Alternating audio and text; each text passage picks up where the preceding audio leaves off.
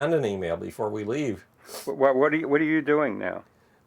What I'm doing right now, I'm doing an episode of Pondering the Imponderable with Geo Geller. However, I owe my audience a Want to Know Why Ask How episode, an episode of Howard the Humongous. So we're going to do a Howard the Humongous intro as well.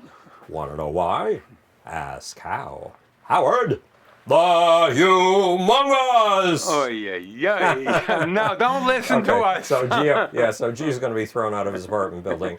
My biggest fan, the one who gives me the most strength on planet Earth, is named Amir Siddiqui, and he splits his time between Pakistan and Dubai these days. He's a personal trainer who owns a big personal training establishment called the Symmetry Gym. And Amir says, please talk about racism. Okay, here's the problem in talking about racism in any traditional way. I'm a racist. You're a racist. I'm an anti-Semite. You're an anti-Semite. How could I possibly be an anti-Semite? I'm a Zionist, an atheist, and a Jew. I'm very proud of being a Jew. How could I possibly be an anti-Semite? Because we all pick up the currents of the zeitgeist, the currents of the moods, attitudes, and ways of thinking of the society around us. Live long enough in America and anti-Semitism will seep into you somehow. Live long enough in America and racism will seep into you somehow. So my track record is spotless when it comes to black civil rights.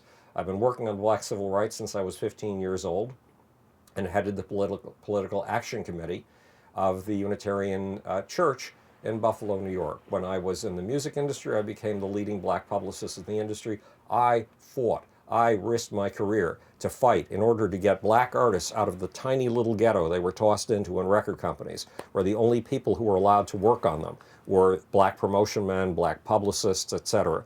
Those artists deserved the best talent they could get, irrespective of color, absolutely irrespective of color, people like Prince. And I fought hard to break down that color line. So how could I possibly be racist? Because I feel the currents of our society. I feel them in my empathic centers.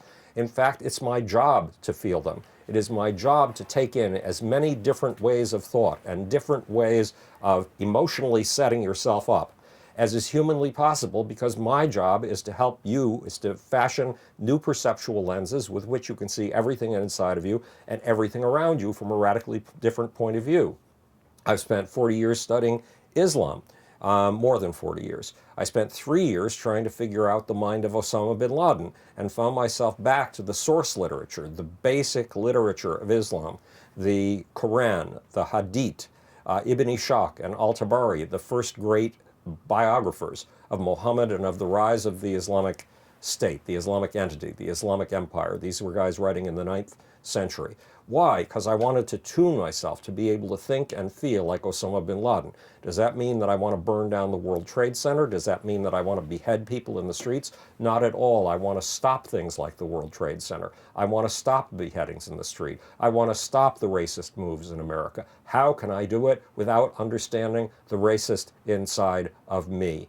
So open your eyes, use the racist inside of you as a lens through which to see how other people are responding to things, then oppose racism with all your bones, with all your spirit, with all your will. Racism, it's inevitable. How do we do away with it? We understand it, then we oppose it. This is Howard the Humongous speaking to you from the future. It's your job and my job to make. So if you can send